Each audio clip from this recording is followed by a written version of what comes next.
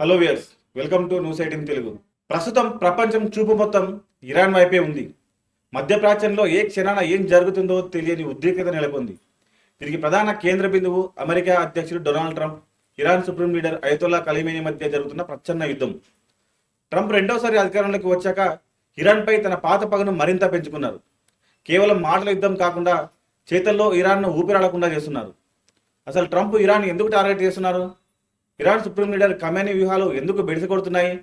ఇదంతా అర్థం చేసుకోవాలంటే మనం కేవలం ఇరాన్ వైపే చూడకూడదు. గతంలో ట్రంప్ వెనిజులా విషయంలో ఏం చేశారు, గ్రీన్లాండ్ విషయంలో ఎలా వ్యవహరించారు అనే అంశాలను కూడా పరిశీలించాలి. అప్పుడే ట్రంప్ మైండ్ సెట్ ఏంటో, ఇరాన్ భవిష్యత్ ఏంటో మనకు స్పష్టంగా అర్థమవుతుంది.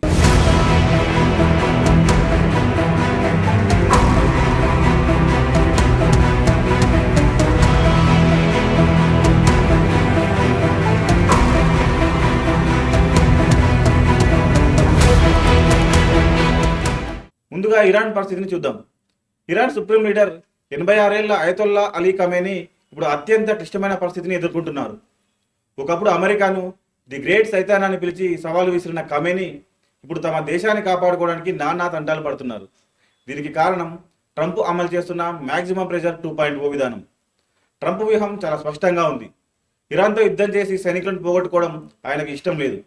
బదులుగా ఇరాన్ను ఆర్థికంగా చంపేయాలని నిర్ణయించుకున్నారు ట్రంప్. ఇరాన్ ఆర్థిక వ్యవస్థకు ఆయువు పట్టుపోయిన చమురు ఎగుమతులను పూర్తిగా దిగ్బంధించారు. చైనా వంటి దేశాలు ఇరాన్ ఆయిల్ కొనకూడదని హెచ్చరికలు జారీ చేశారు. దీంతో ఖమేనీ పాలనలో ఇరాన్ ఖజానా ఖాళీ అయిపోయింది.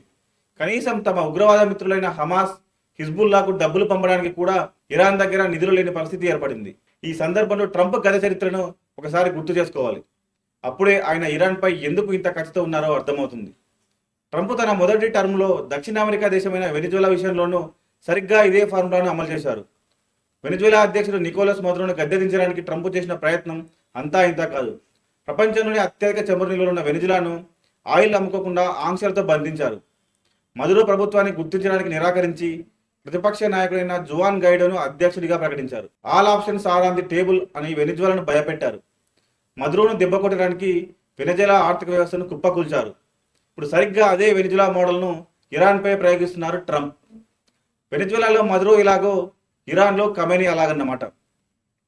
ఆర్థికంగా దేశాన్ని దివాలా తీస్తే ప్రజలే ఆకలితో రోడ్ల మీదకి వచ్చి పాలకులను తరిమి కొడతారన్నది ట్రంప్ సిద్ధాంతం. వెనిజులాలో అది పూర్తిగా సఫలం కాకపోయినా దేశాన్ని మాత్రం కోలుకోలేని దెబ్బతీసింది. ఇప్పుడు ఇరాన్లోనూ అదే జరుగుతోంది. ట్రంప్ మనస్తత్వాన్ని అర్థం చేసుకోవడానికి మరో ఉదాహరణ గ్రీన్లాండ్. ఇది చాలా ఆసక్తికరమైన అంశం. ట్రంప్ వ్యాపారవేత్త కాబట్టి ప్రపంచ దేశాలను కూడా ఆయన రియల్ ఎస్టేట్ వెంచర్ లాగా చూస్తారు. తన గతితరంలో అకస్మాత్తుగా నేను గ్రీన్లాండ్ కొనుగోలు చేయాలనుకుంటున్నాను అని ప్రకటించి ప్రపంచాన్ని ఆశ్చర్యపరిచారు. డెన్మార్క్ ఆధీనంలో ఉన్న గ్రీన్లాండ్ ఒక మంచు ద్వీపం, కానీ వ్యూహాత్మకంగా అది అమెరికాకు చాలా ముఖ్యం. దాన్ని ఒక ఆస్తిలా భావించి డబ్బులిచ్చి కొనేస్తారని ట్రంప్ ఆఫర్ ఇచ్చారు. అది కుదరకపోవడంతో డెన్మార్క్ ప్రధానిపై అలిగారు కూడా. దీన్ని బట్టి మనకు అర్థమవుతుంది ఏంటంటే ట్రంప్ అంతర్జాతీయ సంబంధాలను, దౌత్య నీతిని అస్సలు పట్టించుకోరు. ఆయనకు కావాల్సింది డీల్ మాత్రమే. ఇప్పుడు ఇరాన్ విషయంలో కూడా ఆయన కోరుకుంటున్నది అదే. ఖమేనీ గారు, మీరు సిద్ధాంతాలు, మీ మతం, మీ విప్లవం నాకు అనవసరం. నాకు కావాల్సింది ఒక్కటే, మీరు అణుబాంబు చేయకూడదు, ఇజ్రాయెల్ జోలికి రాకూడదు. ఈ డీల్కి ఒప్పుకుంటే సరే, లేదంటే మీ దేశాన్ని కొనుక్కోలేను కాబట్టి కనీసం అమ్మకానికి కూడా పనికి రాకుండా చేస్తా అనే మొండి వైఖరితో ట్రంప్ ఉన్నారు. మరోవైపు ఇరాన్ అంతర్గత పరిస్థితులు అగ్నికి ఆజ్యం పోస్తున్నాయి. సుప్రీం లీడర్ అలీ ఖమేనీ ఆరోగ్యం రోజు రోజుకు క్షీణిస్తోంది. ఆయన తర్వాత వారసుడు ఎవరు అనే ప్రశ్న ఇరాన్ను కుదిపేస్తోంది. ఖమేనీ తన కుమారుడు మోస్తఫా ఖమేనీని తదుపరి సుప్రీం లీడర్గా చేయాలని లోకాయిపారిగా పావులు కదుపుతున్నారు. కానీ దీనిపై ఇరాన్ ప్రజల్లో, సైన్యంలో తీవ్ర వ్యతిరేకత ఉంది. 1979లో షా రాచరిక పాలనను కూలదోసిందే వారసత్వ పాలన వద్దని. ఇప్పుడు మళ్ళీ ఖమేనీ తన కొడుకును రుద్దితే అది మరో రాచరికమే అవుతుందని ప్రజలు భావిస్తున్నారు. సరిగ్గా ఈ బలహీనతనే ట్రంప్ క్యాష్ చేసుకుంటున్నారు. ఇరాన్ ఆర్థిక పరిస్థితి అయితే వర్ణనాతీతం. ట్రంప్ ఆంక్షల దెబ్బకు ఇరాన్ కరెన్సీ రియాల్ విలువ చిత్తు కాగితం కంటే దారుణంగా మారిపోయింది. అక్కడ ద్రవ్యోల్బణం ఎంతలా పెరిగిపోయిందంటే ఒక సాధారణ మధ్యతరగతి కుటుంబం మాంసం, పాలు కొనడం మానేసింది. కేవలం బ్రెడ్ ముక్కల కోసం గంటల తరబడి క్యూ లైన్లో నిలబడాల్సి వస్తుంది. మరోవైపు విద్యుత్ కోతలు, నీటి ఎద్దడి ప్రజలకు నరకం చూపిస్తున్నాయి.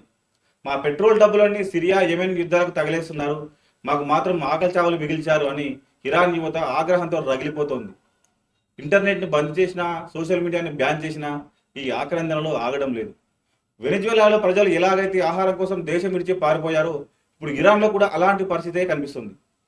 ఈ మొత్తం వ్యవహారంలో ఇజ్రాయెల్ పాత్రను మనం విస్మరించలేము. ఇజ్రాయెల్ ప్రధాని నెతన్యాహు ట్రంప్ మధ్య ఉన్న స్నేహం ఇరాన్కు మరణశాసనం లాంటిది. ఇరాన్ అణు కేంద్రాలపై దాడి చేయడానికి ఇజ్రాయెల్ ఎప్పటి నుంచో కాచుకొని కూర్చోంది. కేవలం అమెరికా గ్రీన్ సిగ్నల్ కోసం ఎదురు చూస్తుంది. ఇప్పుడు ట్రంప్ అధికారంలో ఉండడంతో ఏ క్షణమైనా ఆ దాడి జరగవచ్చు. అదే జరిగితే ఖమేనీ ప్రతిష్ట మంట కలుస్తుంది. తిరిగి దాడి చేస్తే అమెరికా నేరుగా యుద్ధంలోకి దిగుతుంది. దాడి చేయకపోతే సొంత ప్రజల ముందు, అరబ్ ప్రపంచం ముందు ఇరాన్ పరువు పోతుంది. ఇలా ముందు నుయ్యి వెనక గొయ్యిల ఖమేనీ పరిస్థితి తయారైంది. ట్రంప్ గేమ్ ప్లాన్ చాలా స్పష్టంగా ఉంది. ఆయనకు ఇరాన్తో శాంతి చర్చలు జరపాలని లేదు, అలాగని పూర్తి స్థాయి యుద్ధం చేయాలని లేదు. ఆయన లక్ష్యం రెజీమ్ కొలాప్స్, అంటే ప్రభుత్వ పతనం. సోవియట్ యూనియన్ ఎలాగైతే ఆర్థికంగా చితికిపోయి ముక్కలైందో ఇరాన్ కూడా అలాగే ముక్కలు చేయాలని లేదా మోకాలపైకి తెచ్చి తనకు నచ్చిన ట్రంప్ డీల్పై సంతకం చేయించుకోవాలని చూస్తున్నారు. వెనిజువెలాలో మదురో తట్టుకుని నిలబడ్డారు, కానీ మధ్యప్రాచ్య రాజకీయాల్లో ఇజ్రాయెల్ వంటి బద్ధశత్రువు పక్కన ఉన్న ఇరాన్కు అంత సీన్ ఉందా అన్నదే సందేహమే. 86 ఏళ్ల ఖమేనీ తన చివరి రోజుల్లో ఇరాన్ కాపాడుకుంటారా, లేక ట్రంప్ పడిన పద్వంశంలో చిక్కుకొని అయతొల్లాల సామ్రాజ్యాన్ని కోల్పోతారా అన్నది కాలమే నిర్ణయించాలి. కానీ ఒకటి మాత్రం నిజం, గ్రీన్ లైన్ కొనాలనుకున్న వ్యాపారవేత్త ఇప్పుడు ఇరాన్ మాత్రం పూర్తిగా అమ్మకానికి పెట్టేదాకా నిద్రపోయేలా లేడు. యుద్ధం అంటే కేవలం బాంబులు వేసుకోవడం, క్షిపణులు ప్రయోగించుకోవడం మాత్రమే కాదు, ఒక దేశాన్ని ఆర్థికంగా చంపేయడం కూడా ఆధునిక యుద్ధమేనని ట్రంప్ నిరూపిస్తున్నారు. వెనెజువెలాలో మదురోను ఎలాగైతే ఊపిరాడకుండా చేశారో ఇప్పుడు ఇరాన్లో ఖమేనీని కూడా అదే ఉచ్చులో బిగిస్తున్నారు. ఇరాన్ చేతిలో అణుబాంబు ఉంటే ప్రపంచానికి ప్రమాదమే, అందులో సందేహం లేదు. కానీ దాన్ని ఆపడానికి ట్రంప్ ఎంచుకున్న మార్గం అక్కడి సామాన్య ప్రజల కడుపు కొడుతోంది. ఆకలితో అలమటిస్తున్న ఇరాన్ ప్రజల ఆక్రందనలు అయతొల్లాల పతనానికి నాంది పలుకుతాయా, లేక ఈ ఒత్తిడి తట్టుకోలేక ఇరాన్ ఏమైతే అదైంది అని తెగించి యుద్ధానికి దిగుతుందా అనేది ఇప్పుడు $1 మిలియన్ ప్రశ్న. ఒకవేళ యుద్ధమే వస్తే అది ఇరాన్తో ఆగిపోదు, పెట్రోల్ ధరల రూపంలో మన ఒంటింట్లోకి కూడా ఆ మంటలు వస్తాయి. సో ఇది ఫ్రెండ్స్, ఇరాన్ అమెరికా మధ్య జరుగుతున్న ఈ హైటెన్షన్ డ్రామా వెనుక ఉన్న అసలు కథ. దీనిపై మీరేమనుకుంటున్నారు? ట్రంప్ చేస్తున్నది కరెక్టేనా? ఇరాన్ను ఆర్థికంగా దెబ్బ కొడితేనే దారికి వస్తుందా, లేదంటే చర్చల ద్వారా సమస్యను పరిష్కరించుకోవాలా? మీ అభిప్రాయాన్ని కామెంట్ సెక్షన్లో కామెంట్ చేయండి. ఇలాంటి మరిన్ని ఇంట్రెస్టింగ్ వీడియోల కోసం న్యూస్ 18 తెలుగు ఛానల్ను సబ్స్క్రైబ్ చేసుకోండి.